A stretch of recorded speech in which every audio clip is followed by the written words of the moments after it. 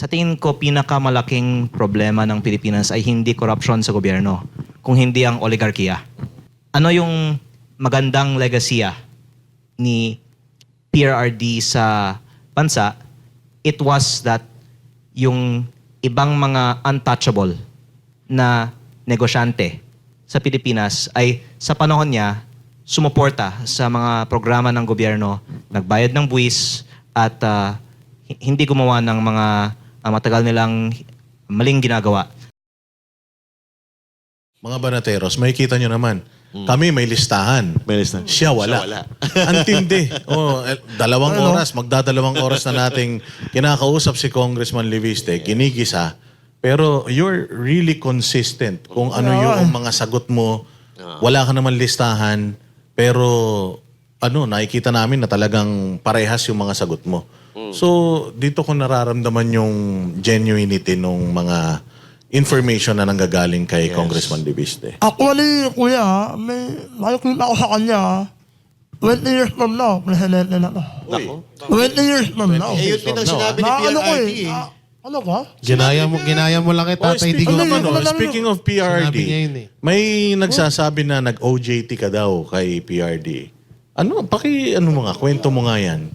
Yung pag-OJT na yan. Ano bang totoong istorya behind it?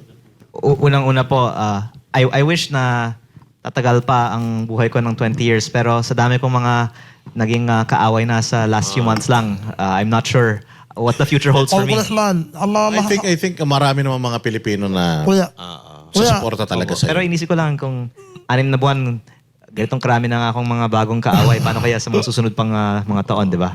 Masaya. Kung It will be very exciting next few years.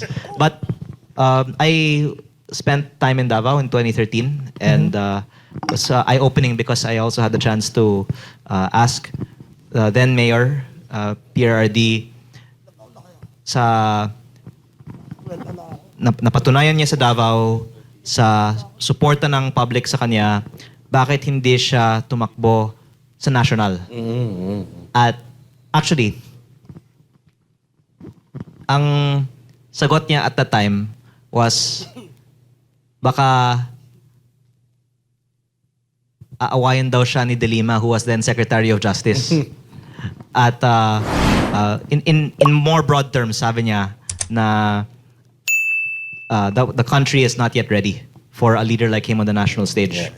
And when it was first floated that he will run in 2015 for the presidency of 2016, I could already see that he is gonna win because nakita ko yung reception ng mga tao sa kanya sa time that I spent in Davao in 2013. And noong pa lang, sinabi ko sa aking ina na dapat maging supportive siya sa eventual administration ni PRRD. And I'm thankful that I had the chance to see that up close. And actually yung isang hangaan ko talaga sa kanyang leadership was the fact that he really stood up to the then untouchable figures in our country. Nabanggit ko naman kanina, sa tingin ko pinakamalaking problema ng Pilipinas ay hindi korupsyon sa gobyerno, kung hindi ang oligarkiya.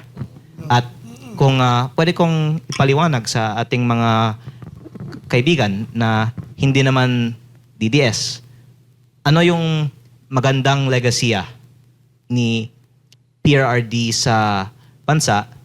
It was that yung ibang mga untouchable na negosyante sa Pilipinas ay sa panahon niya sumuporta sa mga programa ng gobyerno, nagbayad ng buwis at hindi gumawa ng mga matagal nilang maling ginagawa dahil takot sila sa strong leader in our country at the time. And it was a time when I can say the country was not ruled by the oligarchy. Kaya ko rin naman natanong kasi nag-OJT ka sa kanya and yung first time na nakatungtong ka sa Congress, binangga mo kagad yung mga malalaki at malalakas eh. So is it safe to say na meron siyang inspirasyon mo siya sa klase ng trabaho na ginagawa mo ngayon sa Congress? Well, I think that to be politically realistic, you have to get a sense of what is achievable in the current landscape.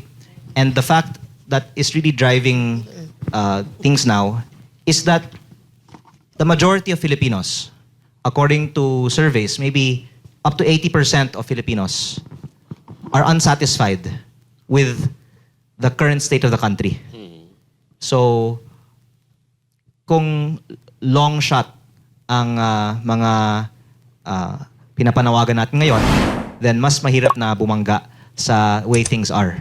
Pero the fact that we can see that 80% of the country is unsatisfied with the way things are, and yet only a small percent of the people in government are willing to say these things in public, then it is more a reason for the things that are not being said to be said for those that have the chance to say so. Well, ito, isang tanong is, sinabi ni Duterte na ang legacy niya ay yung nasa posisyon siya talagang nilagay niya sa dapat kalagyan yung mga oligarch. So ano naman ang masasabi mo na ang mga nasa likod ng mga political parties na affiliated, ang mga congressman ay mga oligarchs din? Well, ang sinabi ko po kanina ay minimeasure natin ano yung politically realistic. At the fact is that the DPWH is now the top issue. That's why naging realistic na bakbakan ng korupsyon sa DPWH. At pag sa tamang panahon, nakikita natin na may resistance na rin para sa corporate control ng ating gobyerno, then pwedeng buksan na rin ang issue na yan. Pero sa ngayon, ang masasabi ko, ang mga pinaka makapangyarihang tao sa ating bansa ay hindi nga nasa gobyerno. Sila po ay nasa labas at nagkokontrol nga ng iba-ibang mga opisyal sa ating gobyerno, at mahirap na baguhin ito sa ngayon. Do you support, Kong, itong ginagawa ng mga kababayan natin na pumupunta sa mga rallies, sumisigaw? Kasi may kita rin natin na yung gobyerno ngayon very critical doon sa mga bumabatiko sa kanila. So one of these days, may mga magaganap na mga malalaking rallies. I-expect ba ng mga tao that you will join them? Maraming mga nag-invite, pero I think that number one, I have the privilege to be one of 318 members of Congress to be able to not only articulate what they want to say in Congress, but also to gain access to information from inside of Congress and then share it on social media. Kaya ang focus ko kung ano ang magawa ko sa loob ng Kongreso, dahil actually I feel like I have the responsibility nga to do the work of many members of Congress, dahil kokonti lang kami na gumagawa nito sa Kongreso ngayon.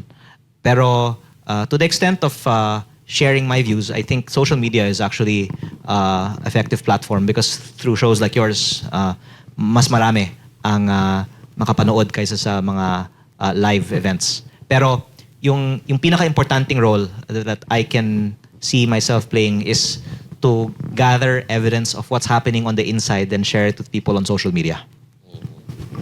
And the reason why we're doing this is that because of this corruption, no? And 2 days ago, or a few days back, si then Governor Chavit Singson ay talagang matindi ang atake niya sa gobyerno. So, do you support him or do you agree dito sa mga sinasabi niya about sa government na itong gobyerno ni Bongbong Marcos Jr. ay talagang pinamumunuan or parang isa lang sindikato? Yun ang sinasabi niya lagi eh. Isang sindikato na patuloy tayong niloloko, patuloy tayong pinagnanakawan, at may 3 taon pa na tayo pagnanakawan. This is the words that coming out to dating Governor Chavit Singson. So what can you say about it? Again, I think the most important role I can play is to help gather evidence from inside and then share it to the people and let them draw their own conclusions. At palagi naman ang panawagan ko ay transparency. Dapat wala tayong itinatago. At kung ano man ang reaksyon, then sometimes the cover up can speak more than the crime itself. And if I as a first term member of Congress am the one making strong statements outside Congress, baka sasabihin naman ng iba na hindi ko place na sabihin yan. Kaya Yes. ako mas madalas question na lang at leave the conclusions to someone else. Parang yung ginagawa nila yan, like Kong Kiko, Chavit Singson, and you're going to do what Ako na you lang think ang the best that magre-research you can do para for the may, country. Parang ganun. Para may backup ba?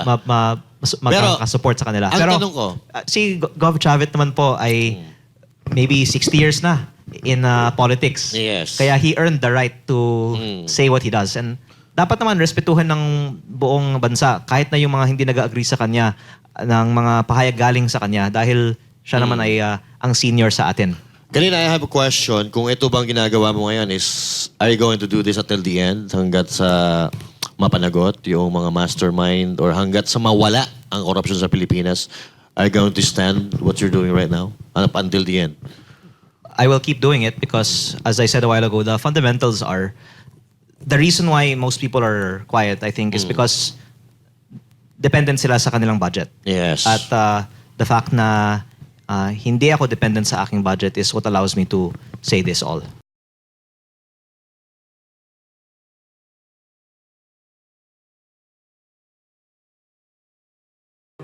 Ang